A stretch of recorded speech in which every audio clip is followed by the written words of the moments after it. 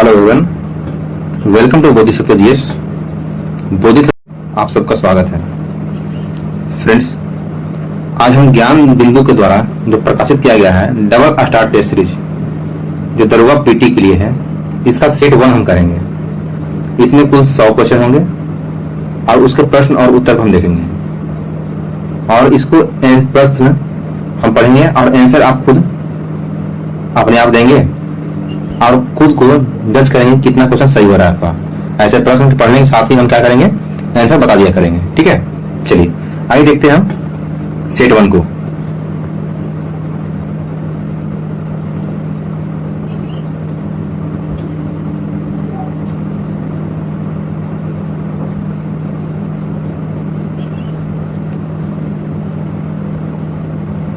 इसमें पहला प्रश्न हमारा है कि शाश्वत मिथिला महोत्सव 2025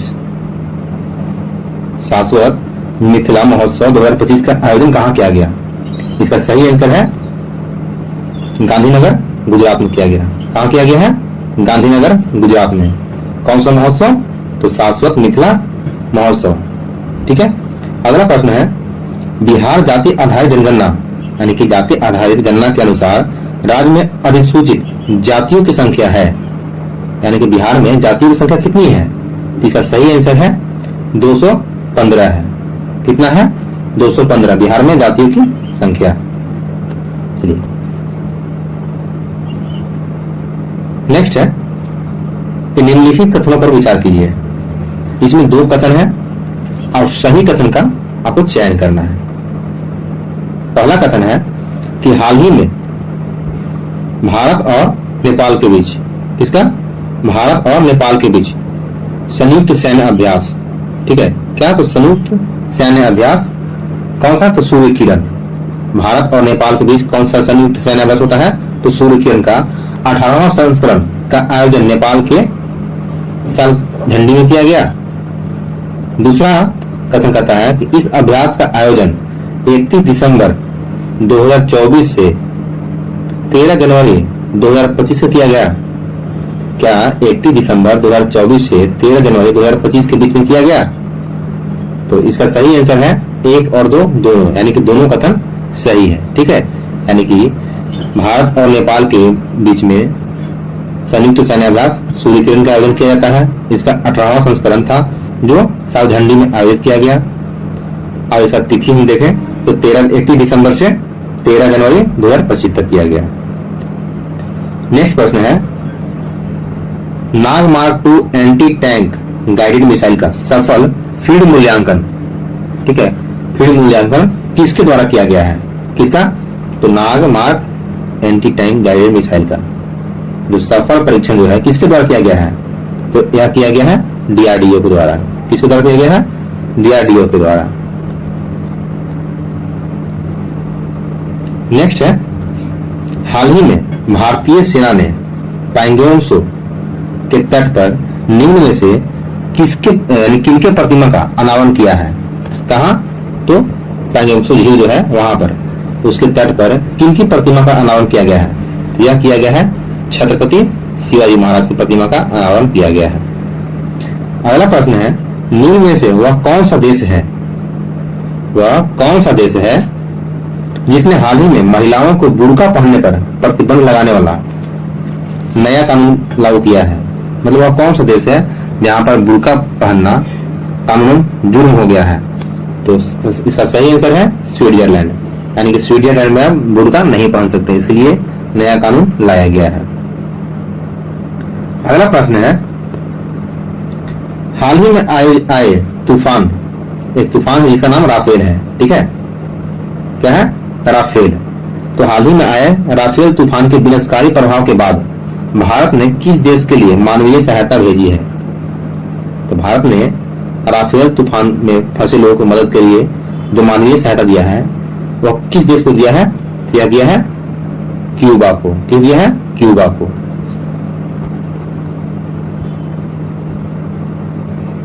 नेक्स्ट है जनवरी 2025 में 23वां दिव्य कला मेला, कितने नंबर का? तो 23वां दिव्य कला मेला का आयोजन निम्न में से कहां किया गया है?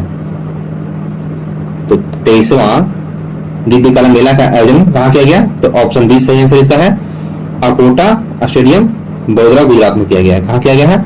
अकोटा स्टेडियम बड़ोदरा गुजरात में किया गया है। नेक्स्ट है जागृति ऐप। कौन सा ऐप है? जागृति ऐप, जागो ग्राहक जागो ऐप का निर्माण किस संस्था के छात्रों ने किया है? तो इसका सही आंसर है IIT BHU के छात्रों ने किया है। किसने किया है? IIT BHU के छात्रों ने जागृति ऐप और जागो ग्राहक जागो ऐप का निर्माण किया है।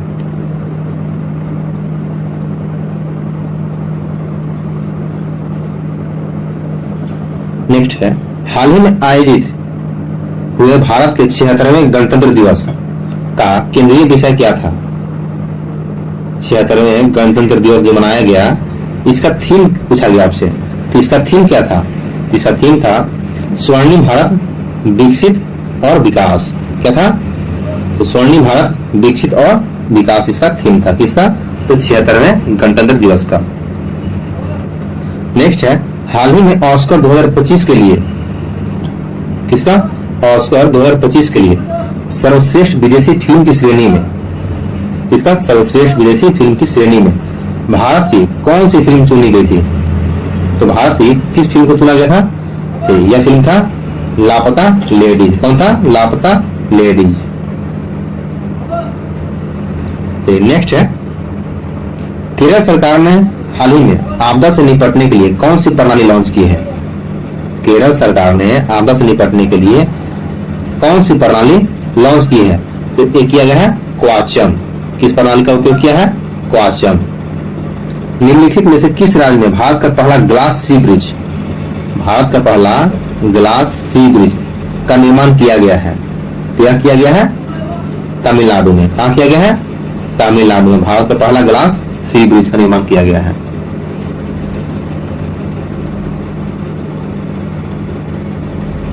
नेक्स्ट है हाल ही में राजस्थान में भारत पाकिस्तान सीमा पर शुरू किया गया ऑपरेशन सर्द हवा। कौन सा ऑपरेशन? सर्द हवा। किसके द्वारा शुरू किया गया है?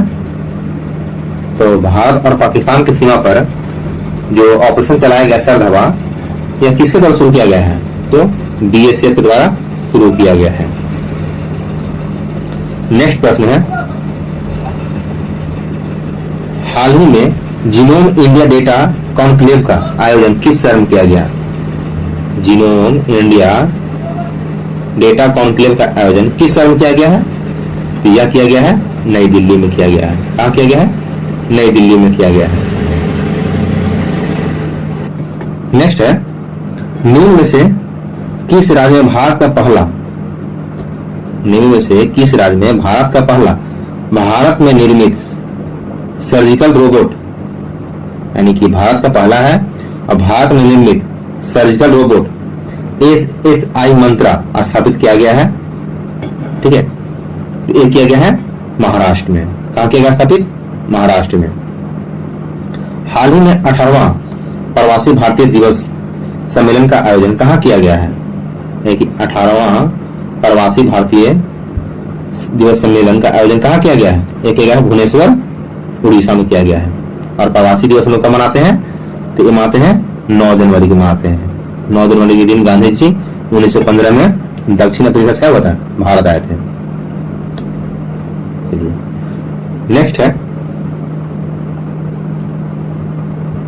हाल ही में अंतर्राष्ट्रीय जल मार्ग विकास परिषद की पहली बैठक कहाँ आयोजित की गई? अंतर्राष्ट्रीय जल मार्ग विकास परिषद की बैठक कहाँ आयोजित की गई है? तो यह किया गया है कोलकाता में किया गया है। कहाँ किया गया है? कोलकाता में किया गया है।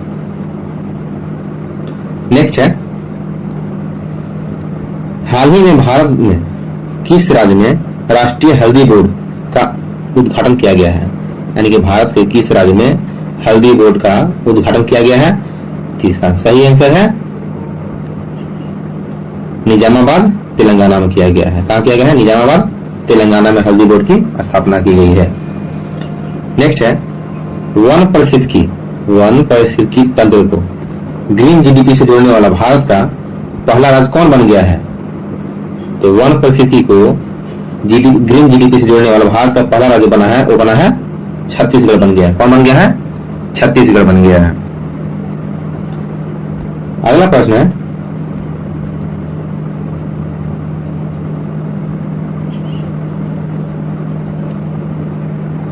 निम्न में से कौन सा सीधी सड़क पर एक समान त्वरण से चलने वाली कार के लिए सही है? तो पूछा है समान त्वरण से चलने वाले सीधी सड़क पर कार के लिए जो त्वरण है वो कौन सा सही है? इसमें बताया गया है सही आंसर, कार के वेग लगातार बदल रहा है। क्या हो रहा है? कार का वेग क्या लगातार बदल रहा है। नेक्स्ट है, किसी कार के हेडलाइट में प्रयुक्त दर्पण निम्नलिखित में से कौन सा होता है? तो कार के हेडलाइट में जो प्रयुक्त होता दर्पण वो होता है अवतल दर्पण होता है। कौन सा होता है? अवतल दर्पण होता है। और साइड मिरर में कौन सा दर्पण होता है? तो उत्तल दर्पण होता है। ठीक है। यांत्रिक ऊर्जा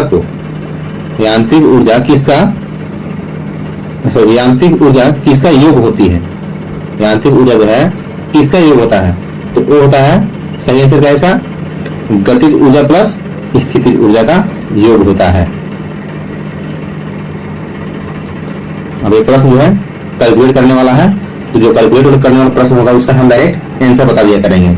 आपको जो पीडीएफ दे देंगे हम बोधिसत्व जीएस आईएएस के, यानी कि बोधिसत्व जीएस का जो टेलीग्राम है वहां आपको इसका पीडीएफ मिल जाएगा और पीडीएफ से आप पढ़ लेंगे इसको। ठीक है, प्रश्न ऐसे हम पढ़ देते हैं।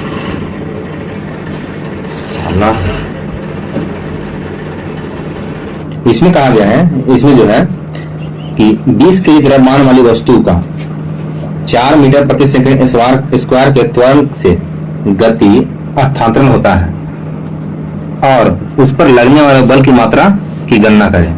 तो इसका आंसर जो है कितना है? 80 न्यूटन है। ठीक है, जो कैलकुलेट करने वाला प्रश्न होगा उसका हम डायरेक्ट आंसर बता देंगे। इसमें जो मैथ भी होगा, इंग्लिश होगा, उसका केवल आंसर बता दिया करेंगे।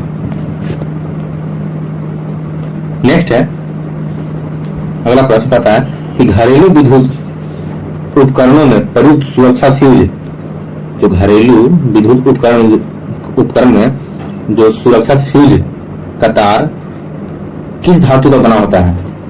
जो जिस धातु का बना होता है उसका गलनांक क्या होता है? तो गलनांक क्या होता है? गलनांक कम होता है। क्या होता है? गलनांक कम होता है।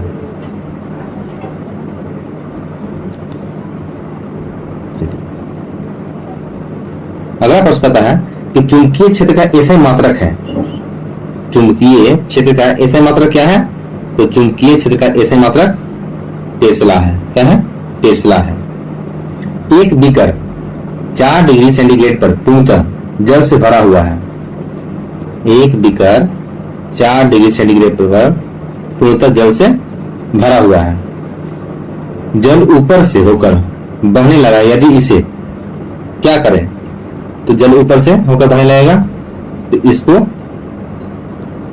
4 ए और बी इसका दोनों आंसर सही है। ठीक है, यानी कि 4 डिग्री से ऊपर गर्म किया जाए या 4 डिग्री से नीचे ठंडा किया जाए, क्या होगा? जल ऊपर से होकर बहने लगेगा। तो सही आंसर क्या है? ऑप्शन सी इसका सही आंसर है। अगला प्रश्न कहता है कि हाइड्रोजन के किस समस्थानिक में न्यूट्रॉन नहीं होता है? हाइड्रोजन के किस समस्थानिक में न्यूट्रॉन नहीं होता है? तो प्रोटियम जो है इसमें न्यूट्रॉन नहीं होता है। तो हाइड्रोजन के जो समस्थानिक है किसमें न्यूट्रॉन नहीं होता है? तो प्रोटियम में न्यूट्रॉन नहीं होता है। अगला प्रश्न है, एक घोल में 40 ग्राम पानी और 50 ग्राम सामान्य नमक है, तो घोल की सांद्रता क्या है? ठीक है, क्या है? सॉरी, 450 ग्राम पानी है और 50 ग्राम सामान्य नमक है, तो घोल का सांद्रता क्या है? तो घोल का सांद्रता कितना है? तो इसका सही आंसर है 10%। कितना है? 10% इसका सही आंसर है। मीथेन CH4 में किस प्रकार का बंधन होता है? तो मीथेन CH4 में एकल बंधन होता है। क्या होता है? एकल बंधन होता है। अगला है, प्लास्टर ऑफ पेरिस सेट होने की प्रक्रिया क्या होता है? यानी कि प्लास्टर ऑफ पेरिस सेट होने की प्रक्रिया क्या होता है? क्या होता है? अन्य हाइड्रोजन अन्य हाइड्रेट्स से बनने का हाइड्रेशन होता है। अन्य हाइड्रेट्स के बनने का हाइड्रेशन होता है। क्या होता है? प्लास्टर ऑफ पेरिस बनने की प्रक्रिया होता है।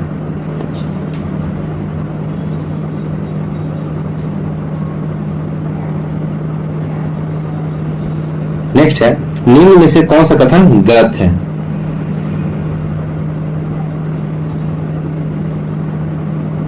निम्न में से कौन सा कथन गलत है? तो कथन एक कहता है कि H2S हवा में जलकर H2S एवं SO2 देता है। और कथन बी कहता है कि एक मिनट, हाँ, कथन बी कहता है ऊष्मा की उपस्थिति में फेरस सल्फेट का अपघटन, ऊष्मा की उपस्थिति में फेरस सल्फेट का अपघटन Fe2O3 और SO2 और SO3 में होता है। तो इसका सही आंसर क्या है? ए और बी दोनों सही है इसका। ठीक है, क्या है? ए और बी दोनों सही है इसका। नेक्स्ट प्रश्न है कि आवर्त यानी आधुनिक आवर्त सारणी किसने बनाया है? आधुनिक आवर्त सारणी किसने बनाया है? तो आधुनिक आवर्त सारणी जो है मोसले ने बनाया। किसने बनाया है? मोसले ने बनाया है। आधुनिक आवर्त सारणी किसने बनाया है? मोसले ने बनाया है।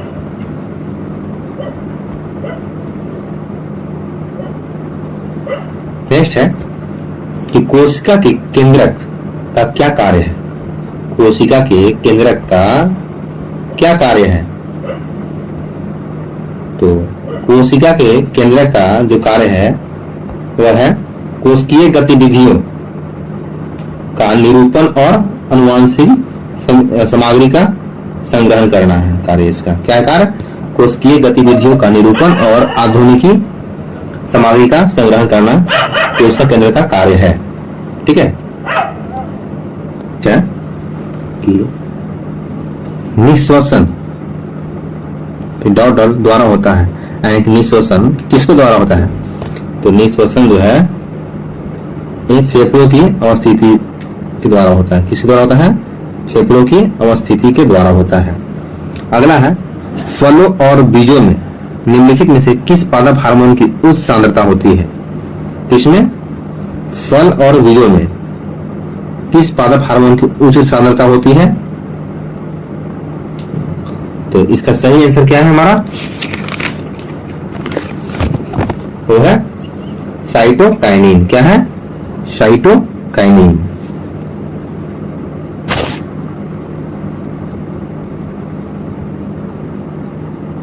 अगला प्रश्न हमारा है ब्रेड को ऊपर उठाने के लिए उसमें कौन सी सामग्री डाली जाती है? ब्रेड को ऊपर उठाने के लिए उसमें कौन सी सामग्री डाली जाती है? तो इसका सही जवाब है खमीर को डाली जाती है। क्या लगता है? खमीर। एविज में शामिल है। एविज में क्या शामिल है? तो एविज में पक्षी शामिल है। क्या शामिल है? पक्षी शामिल है। निम्न में से कौन सा एक रूपांतरित तना है? क्या पूछा है आपसे? कौन एक रूपांतरित तना है? ठीक है, इसका सही जवाब क्या है? आलू एक रूपांतरित तना है। क्या है? आलू रूपांतरित तना है। निम्न में से कौन गर्भ निरोधक है? यहां आपसे गर्भ निरोधक पूछा है, तो कौन गर्भ निरोधक है? कॉपर टी, कंडोम और डायाफ्राम क्या है? ये तीनों जो है गर्भ निरोधक है। ठीक है, चलिए मानव मस्तिष्क का निम्नलिखित में से कौन सा भाग बुद्धि एवं चतुराई का केंद्रक है? तो क्या है? सेरेब्रम का है। मानव मस्तिष्क का बुद्धि एवं चतुराई का केंद्र है। कौन सा है? सेरेब्रम। नेक्स्ट है कि निम्न में से कौन सा रोग प्रायः वायु के माध्यम से फैलता है? तो प्लेग जो है वायु के माध्यम से फैलता है। कौन सा? प्लेग।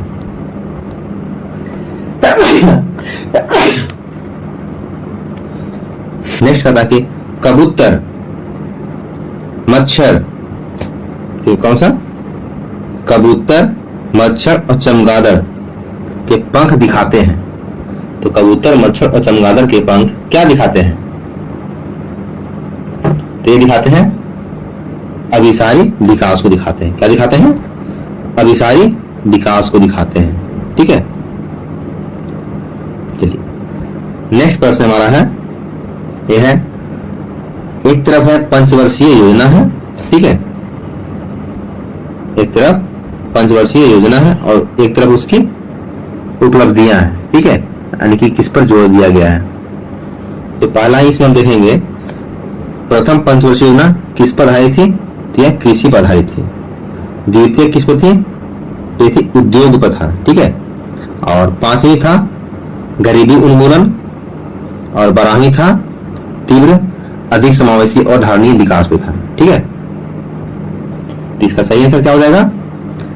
1 का 3 किस में है? तो 1 का 3 सिर्फ देख रहे हैं हम, तो 1 का 3 हमारा ऑप्शन बी में है। ठीक है, तो सही आंसर हो गया 1 का 3, 2 का 4 और 3 का 1 और 4 का 2। ठीक है, चलिए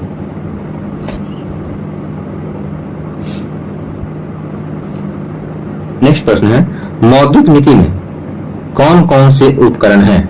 किसमें ये बात किया? मौद्रिक नीति में कौन कौन से उपकरण हैं?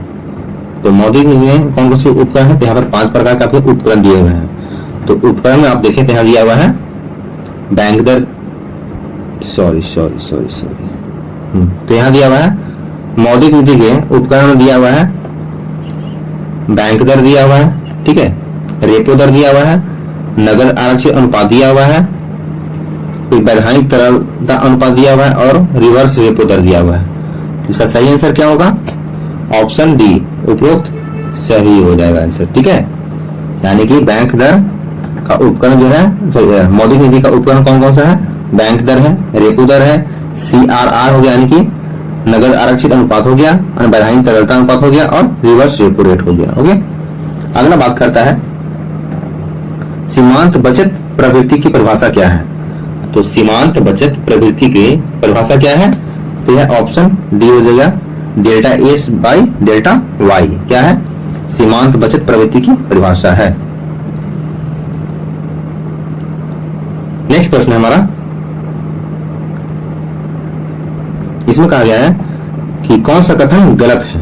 ठीक है, गलत कथन की पहचान करना है आपको। किसका? गलत कथन की पहचान करना है, यानी कि इसमें से 3 सही होगा और 1 गलत होगा, तो इसको हमें पूरे ऑप्शन से ही पढ़ना पड़ेगा। ठीक है, चलिए इसमें कहता है कि साधन लागत पर शुद्ध राष्ट्रीय उत्पाद, नहीं, साधन लागत पर शुद्ध राष्ट्रीय उत्पाद को राष्ट्रीय आय कहा जाता है। यह कथन क्या है? यह कथन सही है। ठीक है, अब हमें क्या खोजना है? हमें गलत कथन खोजना है। ठीक है, अगला है कि सभी अंतिम वस्तुओं एवं सेवाओं का बाजार मूल्य ही बाजार कीमत पर सकल राष्ट्रीय उत्पाद है। ठीक है, यानी कि यही क्या है? जीडीपी है। यानी जीडीपी क्या कहते हैं? एक वर्ष के भीतर अंतिम वस्तु और सेवाओं का अंतिम मौद्रिक मूल्य को हम जीडीपी कहते हैं। तो यह बात भी ऑप्शन बी तो वही कहा है, यानी कि ऑप्शन बी क्या हमारा सही हो गया। अगला बात करें हम, तो जीडीपी की गणना में मध्यवर्ती वस्तु एवं सेवाओं को भी शामिल किया जाता है? नहीं, जीडीपी गणना में जब भी करते हैं हम तो अंतिम वस्तु की बात करते हैं हम, क्योंकि ऑप्शन बी में ही अभी बात की है, अंतिम वस्तु की बात की है। ठीक है, तो जीडीपी गणना में किससे बात करते हैं हम? तो अंतिम वस्तु की। तो ये क्या हो गया? गलत हो गया। ठीक है, हमें क्या खोजना था? तो गलत कथन का ही चयन करना था। तो आंसर क्या हो हमारा? ऑप्शन डी, लेकिन ऑप्शन डी ही पढ़ लेंगे। किसी भी देश की आर्थिक वृद्धि का सर्वाधिक उपयुक्त माप क्या है? तो उसकी प्रतिव्यक्ति आय है। तो ऑप्शन डी क्या है? सही है। तो हमारा आंसर क्या मिल गया? Option C. ये क्या है? गलत है। ठीक है, चलिए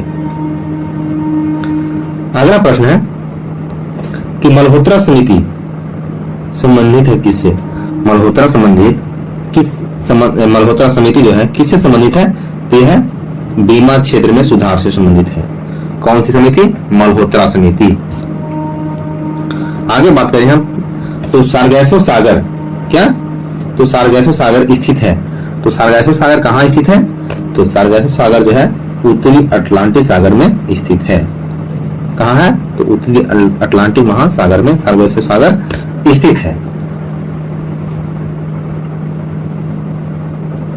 अगले प्रश्न की बात करें हम, तो निम्न में से कौन सा एक युग्म सुमेलित नहीं है? यहां फिर से हमें गलत को चयन करना है, ठीक है। तो कौन सुमेलित नहीं है ये चयन करना है, यानी कि कहीं ना कहीं 3 हमारा सुमेलित है। चलिए, मध्य यूरोप टैम्पून सही है। उत्तरी अमेरिका ब्लैक रोलर। इंडोनेशिया शामल, यह क्या है? गलत सुमेलित है, ठीक है। और ऑस्ट्रेलिया ब्रिक फील्डर, यह सुमेलित है। तो हमारा आंसर क्या हो गया? ऑप्शन सी हमारा आंसर हो गया। अगला है, राजस्थान का केवलादेव राष्ट्रीय उद्यान किसके लिए प्रसिद्ध है? राजस्थान का केवलादेव राष्ट्रीय उद्यान किसके लिए प्रसिद्ध है? तो राजस्थान का केवलादेव राष्ट्रीय उद्यान जो है पक्षी के लिए प्रसिद्ध है। किसके लिए है? पक्षी के लिए प्रसिद्ध है। वर्ष 2011 की जनगणना के अनुसार भारत का दूसरा सर्वाधिक जनसंख्या वाला शहर है, कौन है? तो दिल्ली है। कौन है? तो दिल्ली जो है दूसरा सर्वाधिक जनसंख्या वाला शहर है। पहला कौन हो गया है? मुंबई, यानी कि महाराष्ट्र, ठीक है।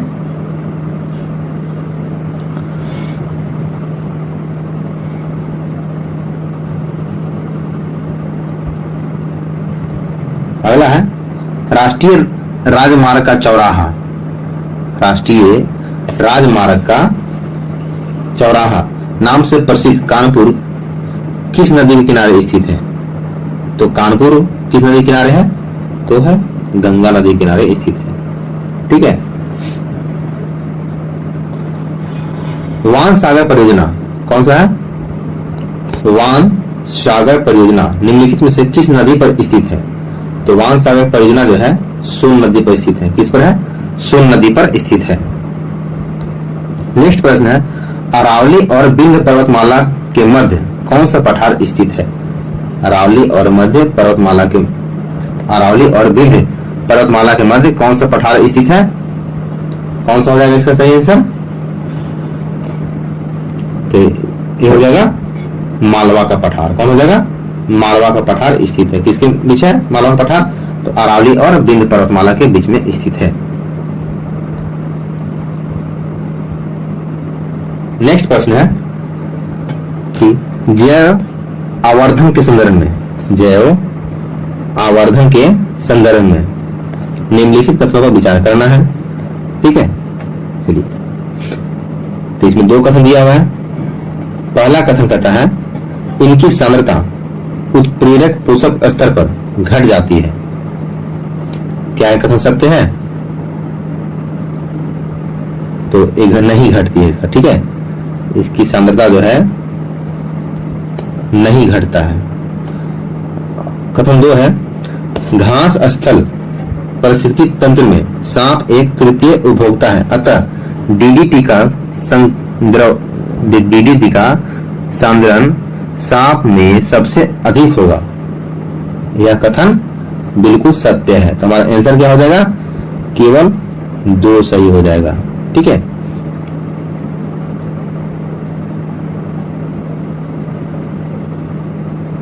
नेक्स्ट प्रश्न है किस अधिनियम के तहत बंबई और मद्रास प्रेसिडेंसी सरकार को कोलकाता प्रेसिडेंसी के अधीन कर दिया गया था?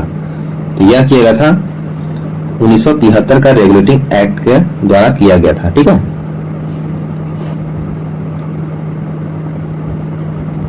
नेक्स्ट है निम्न में से कौन सा समिति पंचायती राज के विकास से संबंधित नहीं है? कौन सी समिति जो है पंचायती राज के विकास से संबंधित नहीं है? तो है राजमन्नार समिति जो है पंचायती राज के विकास से संबंधित नहीं है। कौन सी समिति? राजमन्नार समिति, ठीक है। अगला है प्रश्न कि जीवन तथा व्यक्तिगत स्वतंत्रता के संरक्षण का अधिकार भारतीय संविधान के किस अनुच्छेद में वर्णित है? तो जीवन तथा व्यक्तिगत स्वतंत्रता के संरक्षण का अधिकार जो है भारतीय संविधान के अनुच्छेद 21 में वर्णित है। किसमें है? अनुच्छेद 21 में वर्णित है। अगला प्रश्न कहता है कि निम्न में से किसकी नियुक्ति राज्यपाल के द्वारा नहीं की जा सकती है? यानी कि राज्यपाल के द्वारा किसकी नियुक्ति नहीं की जा सकती है? तो इसका सही आंसर है उच्च न्यायालय के न्यायाधीश की नियुक्ति राज्यपाल के द्वारा नहीं की जा सकती है। ठीक है, जबकि मुख्यमंत्री, राज्य निर्वाचन आयुक्त और राज्य महाधिवक्ता का नियुक्ति राज्यपाल कर सकता है।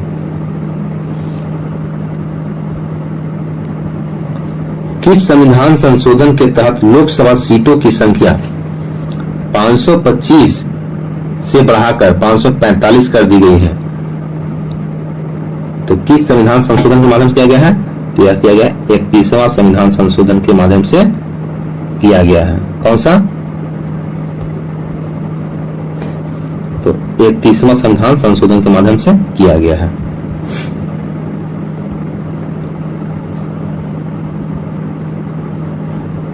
नेक्स्ट प्रश्न है कि केंद्र राज्य संबंध के संदर्भ में निम्नलिखित कथनों पर विचार करना है। 3 कथन दिया है, ठीक है, और सत्य कथन का इसमें चयन करना है। किसका करना चयन? सत्य कथन का चयन करना है।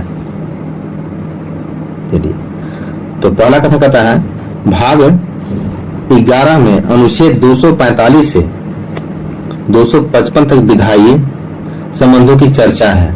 क्या यह कथन सही है? तो हाँ, यह कथन जो है बिल्कुल सही है। क्या है?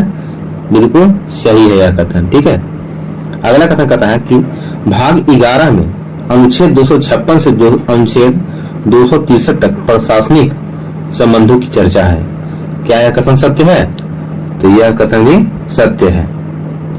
अगला कथन 3 है कि भाग 11 में अनुच्छेद 268 से 293 तक वित्तीय संबंधों की चर्चा है, और यह कथन जो है गलत है। तो हमारा सही आंसर क्या हो जाएगा? 1 और 2, यानी कि 1 और 2 कथन केंद्र राज्य संबंध के बारे में सत्य है।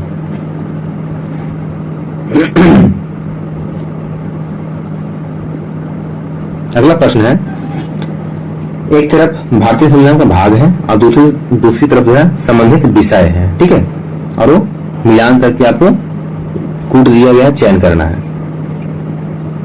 तो भाग 1 क्या है? संघ और उसका राज्य क्षेत्र है। भाग 1 में क्या है? संघ और उसका राज्य क्षेत्र है। ठीक है, भाग 8 में क्या है?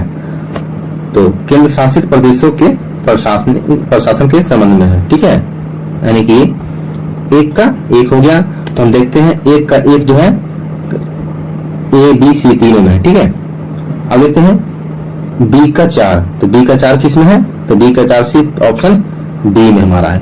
ठीक है, तो ऐसे हम एलिमिनेट करके आंसर मिला सकते हैं।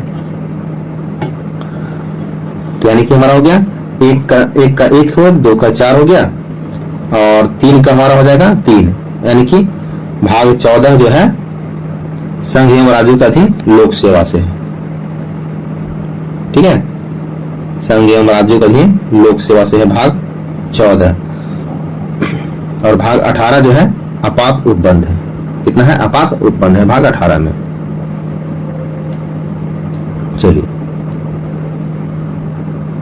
नेक्स्ट प्रश्न है कि निम्नलिखित कथनों में से कौन सा कथन असत्य है? यानी कि असत्य कथन इसमें चयन करना है। ठीक है, तो कौन असत्य है? यानी कि 4 में से 3 सत्य होगा और 1 असत्य होगा। तो इसमें कहता है अनुच्छेद 76 भारत का महान्यायवादी, बिल्कुल सत्य है। अनुच्छेद 78 राष्ट्रपति को प्रधानमंत्री से सूचना प्राप्त करना, यह कथन भी सत्य है। अनुच्छेद 88 संसद के सत्र 17 अवसान और भंग करना, यह क्या है? गलत है। और ऑप्शन डी कहता है कि अनुच्छेद 123 राष्ट्रपति की अध्यादेश जारी करने की शक्ति, यह कथन भी सत्य है। तो हमारा आंसर क्या हो जाएगा? ऑप्शन सी हो जाएगा। ठीक है,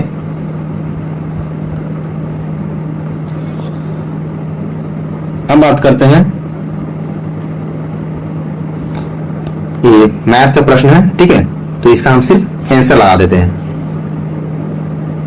मैथ के प्रश्न का सिर्फ हम आंसर लगाएंगे। ठीक है, तो इसका हो जाएगा 6 सेंटीमीटर हो जाएगा, यहाँ हो जाएगा 1300 सेंटीमीटर हो जाएगा, यानी कि 1300 हो जाएगा। और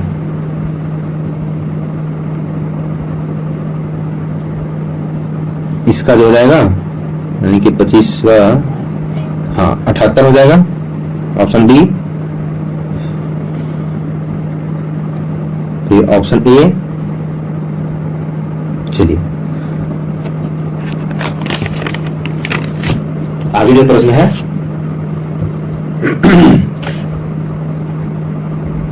इसमें कहा है निम्न में से कौन सा शब्द स्त्रीलिंग है, कौन सा शब्द स्त्रीलिंग है। ठीक है, तो इसमें रचना जो है स्त्रीलिंग है। कौन सा शब्द स्त्रीलिंग है, तो रचना स्त्रीलिंग है। नेक्स्ट है पंकज में कौन सा समास है, तो पंकज में बहुब्रीहि समाज है। कौन सा समाज है, बहुब्रीहि समाज है। नेक्स्ट रीजनिंग टाइप से प्रश्न है कि आम फल है, आम फल, तो आलू क्या है, आम फल है, तो आलू क्या है, तना। इससे पहले ही आया था, तो आलू तना है। तो इसको भी आप बना लेंगे, इसका हम सिर्फ आंसर बता देते हैं। ठीक है, कुछ नहीं करना है, 15 से सब में मल्टीप्लाई कर दिया है और कुछ नहीं एक्स्ट्रा किया है।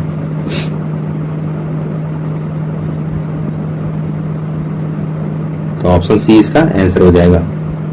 उसी प्रकार यहाँ है रोम लिखा है, तो इसको फिर मोर लिख दिया। उसी प्रकार RADARE है, इसका क्या हो जाएगा, बस उल्टा करना है। तो इसका कुछ ज्यादा है नहीं, तो ऑप्शन डी इसका आंसर हो जाएगा।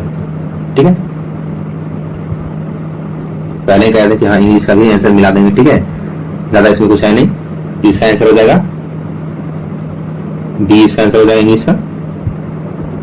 आप मिला लेंगे तो ऑप्शन बी इसका आंसर हो जाएगा, और इसका आंसर जो होगा डी आंसर हो जाएगा। पीडीएफ भेज देंगे, तो आप उसको टेलीग्राम से डाउनलोड करके आप क्वेश्चन को देख सकते हैं।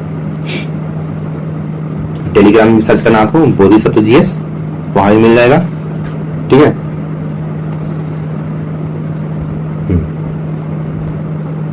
नेक्स्ट है कि निम्नलिखित में से कौन सबसे पुरानी शास्त्रीय भाषा है, सबसे पुरानी शास्त्रीय भाषा कौन सी है, यानी कि क्लासिकल लैंग्वेज कौन सी सबसे, तो है तमिल। क्या है, तमिल जो है सबसे पुरानी भाषा, शास्त्रीय भाषा है।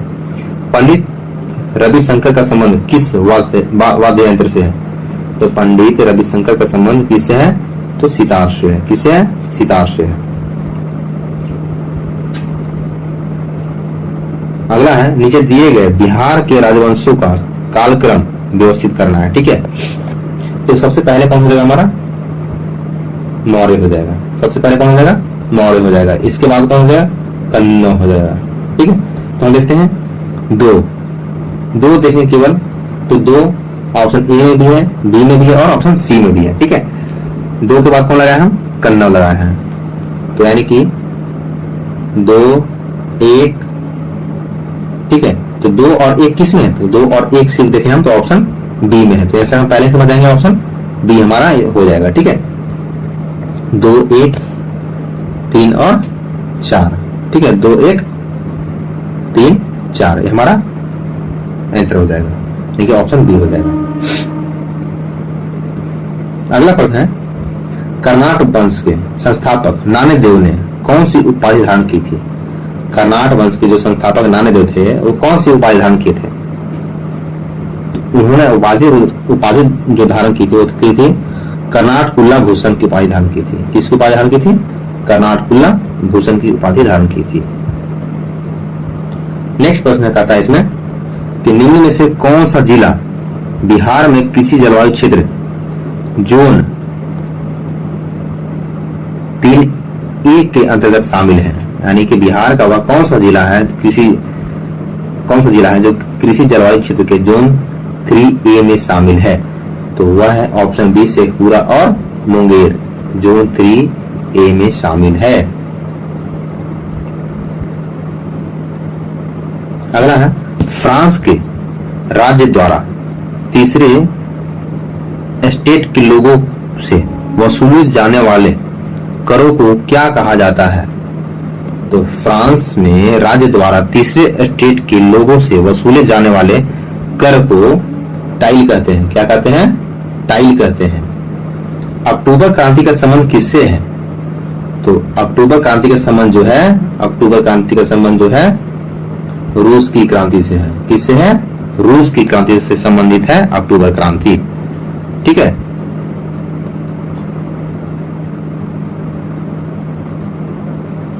नेक्स्ट प्रश्न कहता है कि निम्न में से सुमेलित कीजिए तथा सही कूट का प्रयोग करके सही उत्तर का चयन करें। ठीक है। एक तरफ अभिलेख है और दूसरी तरफ शासक का नाम है। ठीक है। चलिए देखते हैं पहले हाथी गुफा। ठीक है। हाथी गुफा अभिलेख यह कहाँ, किसका है? तो खारवेल का है। किसका है? हाथी गुफा खारवेल का है। तो 1 का 2 किसमें है? तो 1 का 2 देखते हैं तो हमारा यहाँ है और 1 का 2 यहाँ है। ठीक है। बाकी ये हमारा पहले ही क्या हो गया? कट गया। आगे देखते हैं हम ऐहोल अभिलेख। ऐहोल अभिलेख जो है वो किसका है? तो यह पुलकेशिन द्वितीय का है।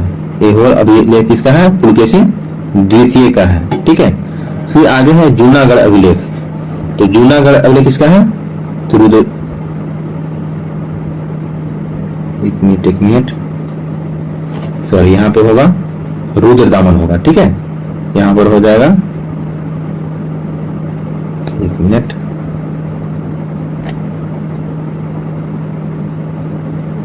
रुद्रदामन। ठीक है। ऐहोल अभिलेख किसका हो जाएगा? रुद्रदामन का हो जाएगा। ठीक है। भीतरी स्तंभ किसका होगा? तो स्कंदगुप्त का हो जाएगा।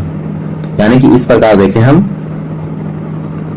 तो बी का 3, तो बी का 3 किसका है? यहाँ भी है और यहाँ भी है। अब हम आगे बढ़ते हैं, भीतरी अभिलेख देखते हैं। तो भीतरी अभिलेख किसका है? तो वो जो है स्कंदगुप्त का है। तो 4 का 4 हमको सिर्फ यहाँ मिलता है और इस प्रकार यह कट जाता है। ठीक है। तो हमारा आंसर क्या हो जाएगा? ऑप्शन ए हो जाएगा। और जूनागढ़ अभिलेख किसका है? तो रुद्रदामन का। चलिए उसको आप सुधार लेंगे, वहां भी पीडीएफ मिलेगा तो आप सुधार लेंगे। अगला प्रश्न है अभिलेखों का अध्ययन क्या कहलाता है?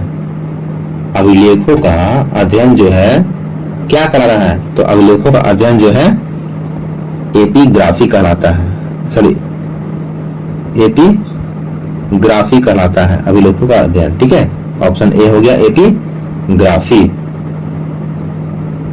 अगला है निम्नलिखित कथनों पर विचार करना है और सही कूट के चयन करके उत्तर देना है। इसमें कहा गया है कंदरिया महादेव मंदिर द्रविड़ शैली में बना हुआ है। ठीक है। कंदरिया महादेव मंदिर जो है किसमें बना है? द्रविड़ शैली में बना है। और कथन 2 कहता है गुप्त शासकों ने शीशे के सिक्के सर्वाधिक जारी किए तो नहीं। ये क्या होगा हमारा? दोनों का दोनों गलत हो गया। हमारा कथन कौन सा चाहिए? सही है। तो इनमें से कोई नहीं, यानी कि ऑप्शन डी हमारा हो जाएगा। दोनों का दोनों गलत है। ठीक है। अगला प्रश्न कहता है हमारा कि त्रयी का हिस्सा है निम्न में से कौन सा वेद जो है त्रयी का हिस्सा है? ठीक है। किसका? त्रयी का। कौन सा वेद त्रयी का हिस्सा है? तो इसका सही जवाब क्या हो जाएगा? तो त्रयी में 3 वेद आते हैं। तो ऋग्वेद, यजुर्वेद और सामवेद। ठीक है। यानी कि 1, 2 और 3। इसका सही आंसर क्या हो जाएगा? ऑप्शन ए 1, 2 और 3 आंसर हो जाएगा। इसी प्रकार आगे देखते हैं नेक्स्ट प्रश्न में। तो ब्राह्मण साहित्य को कालक्रम अनुसार आरोही क्रम में सजाना है। ठीक है। आरोही क्रम में तो सबसे पहले आता है हमारा वेद आता है, फिर ब्राह्मण आता है, फिर अरण्यक आता है और उपनिषद आता है। ऑप्शन ए हमारा सही आंसर होगा। अगला है वेदांग की संख्या कितनी है? वेदांग की संख्या कितनी है? तो वेदांग की संख्या 6 है। कितना है? 6 है। और फिर से यहाँ सूची 1 को सूची 2 में मिलाना है। एक तरफ दिल्ली सल्तनत के दौरान प्रचलित विभिन्न विभाग हैं और दूसरी तरफ पद और कार्य है। ठीक है।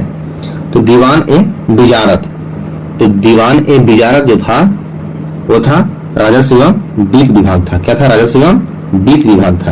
यानी कि एक कसी, तो एक कसी हमारा कहाँ है? तो एक कसी हमारा यहाँ है और यहाँ है। इस प्रकार ऑप्शन बी और सी हमारा क्या हो गया? गलत हो गया। फिर कहता है दीवान ए आरिज, तो दीवान ए आरिज क्या था? तो दीवान ए आरिज था एक सैन्य विभाग था। क्या था? एक सैन्य विभाग था। तो फिर देखते हैं 2 का 1, तो 2 का 1 यहाँ भी है और 2 का 1 यहाँ भी है। ठीक है। दीवान ए रियालत, दीवान ए रियालत का संबंध किससे है? तो ये दीवान ए रियालत जो था यह विदेश मंत्री था। ठीक है। यानी कि 3 का डी हो गया। तो 3 का डी कहाँ है? तो 3 का डी हमारा सिर्फ यहाँ है और ये भी ऑप्शन हमारा एलिमिनेट हो गया। ठीक है। उसी प्रकार दीवाने इंसा, तो दीवाने इंसा का संबंध किससे हो गया? तो संवाद यानी कि पत्रचार विभाग से हो गया। ठीक है। यानी कि ये मीडिया था एक तरह से। चलिए नेक्स्ट प्रश्न बात करते हैं अब हम। इसका सही आंसर क्या हो जाएगा हमारा? तो ऑप्शन ए इसका सही आंसर हो जाएगा। अकबर द्वारा शुरू किए गए विभिन्न सुधारों को उनके कालक्रम के अनुसार सजाना है, यानी कि सही बताना है। ठीक है। आप अकबर के समय जो कार्य किया गया उन कार्यों को कालक्रम के अनुसार सजाना है। ठीक है। कि पहले कौन होगा। तो इसमें देखते हैं हम, तो ए और डी जो है सजाना है और कौन सही है वो बताना पड़े। ठीक है। तो इसका सही हो जाएगा हमारा 1562 दास प्रथा की समाप्ति, 1562 में दास प्रथा की समाप्ति। और फिर हो जाएगा, चलिए यहाँ पर 2 ऑप्शन सेम हो गया। ठीक है। तो हमारा आंसर जो हो जाएगा यहाँ देखें तो ए और डी हो जाएगा। ठीक है। यानी कि 1582 में दीवाने इलाही धर्म की शुरुआत की, दीवाने इलाही धर्म की शुरुआत किया। यानी कि 2 ऑप्शन, यानी कि हमारा हो जाएगा बी और सी दोनों सेम है, इसलिए दोनों आंसर सत्य हो जाएगा। होता है टाइप करने में 2 मिसप्रिंट हो जाता है। अगला प्रश्न आता है इसमें कि निम्न में से कौन विदेशी यात्री विजयनगर साम्राज्य में आया था? ठीक है। कौन सा विदेशी यात्री जो था विजयनगर साम्राज्य में आया था? कौन आया था? तो इसका सही आंसर हो जाएगा ए और सी। कौन हो जाएगा? ए और सी, यानी कि निकोलो कोंटी और सीजर फेडरिक। तो सही आंसर हो जाएगा हमारा ए और सी।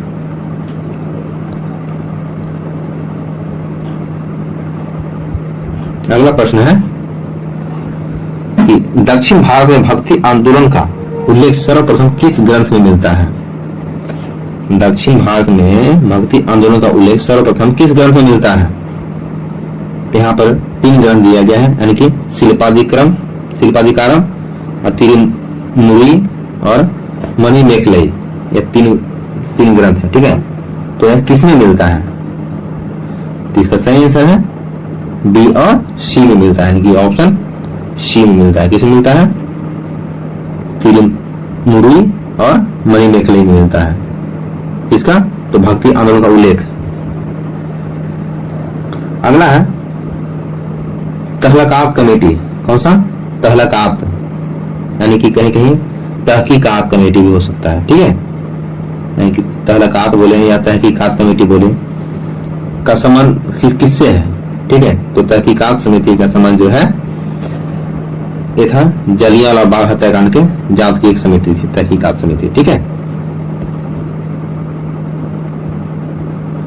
अगला प्रश्न है, एक तरफ विदेशी कंपनी है और भारत में स्थापित पहली फैक्ट्री है। ठीक है। तो यहां हम देखते हैं पुर्तगाली, पहला है पुर्तगाली। तो इनका फैक्ट्री क्या था? कोचीन। एक मिनट, हाँ पहले तो था कोचीन हो गया। डच, तो डच हो गया मछलीपट्टनम। इंग्लिश यानी कि डेनिश कर लो। तो ये लोग कहाँ था? ये था वहां पर डेनिश हो जाएगा, डेनिश। ठीक है। डेनिश का हो गया, त्रावणकोर हो गया और फ्रांसीसी कहाँ हो गया, सूरत हो गया। ठीक है, तो इस प्रकार हमारा सही आंसर क्या हो जाएगा, 1 का 3। 1 का 3 किस में है, तो यहाँ है और यहाँ है। डी और बी क्या होगा हमारा, एलिमिनेट हो गया। फिर 2 का 1 ऑप्शन ए में सिर्फ है। ठीक है, और जबकि ऑप्शन सी में भी है। फिर आगे बढ़ते हैं, डेनिश ट्रावनकोर हो गया। ट्रावनकोर कहाँ है, ऑप्शन इधर भी है, ऑप्शन सी में भी है। फ्रांसीसी सूरत, यानी कि ऑप्शन डी का 2 सिर्फ। ऑप्शन मैच कर जा रहा बहुत सारा है, कोई नहीं, दोनों मैच कर गया, यानी कि इसका हो गया ए और सी, यहाँ पे आंसर सही हो जाएगा। कोई बात नहीं, होता है ऐसा।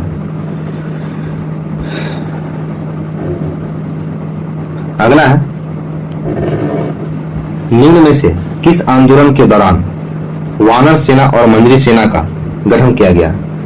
ठीक है, वानर सेना और मंजरी सेना का गठन किया गया था, यह किया गया था सविनय अवज्ञा आंदोलन के दौरान वानर सेना और मंजरी सेना का गठन किया गया था।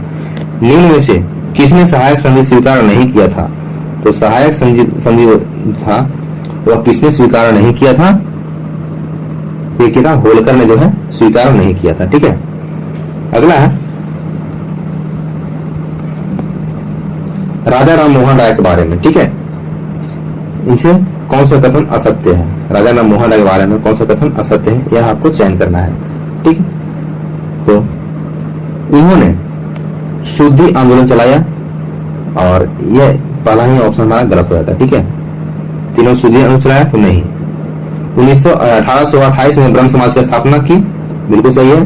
अंग्रेजी भाषा में ब्राह्मणिकल मैगजीन निकाला, तो यह निकाले हुए थे। ठीक है, यह भी सही है। हमसे पूछा कौन सा कथन असत्य है, तो केवल एक जो है असत्य है। ठीक है, अगला है, नवजीवन नामक पत्रिका का प्रकाशन किसने किया था, तो नवजीवन नामक पत्रिका का प्रकाशन जो था यह किया था महात्मा गांधी ने किया था। किसने किया था, महात्मा गांधी ने किया था। चलिए अगला प्रश्न है, 1916 के लखनऊ समझौते निम्नलिखित में से किसके बीच हस्ताक्षरित हुई थी, तो 1916 में जो लखनऊ समझौता हुआ था वो किसके बीच हुआ था, ये हुआ था बाल गंगाधर तिलक और जिन्ना के बीच हुआ था। किसके बीच हुआ, बाल गंगाधर तिलक और जिन्ना के बीच हुआ था। और यह हमारा आखिरी प्रश्न है, इलाहाबाद की संधि 12 अगस्त 1765 को निम्नलिखित में से किसके बीच हुई थी, तो इलाहाबाद की जो संधि थी जो 12 अगस्त 1765 में हुआ था, रॉबर्ट क्लाइव और मुगल बादशाह शाह आलम द्वितीय के बीच। किसके बीच, रॉबर्ट क्लाइव और मुगल बादशाह शाह आलम द्वितीय के बीच हुआ था। तो फ्रेंड्स, सेशन कैसा लगा, इसका फीडबैक आप जरूर देंगे। ठीक है, सेशन अच्छा लगे तो लाइक करें, शेयर करें एंड सब्सक्राइब करें। मिलते हैं नेक्स्ट टेस्ट सीरीज में, तब तक के लिए थैंक यू।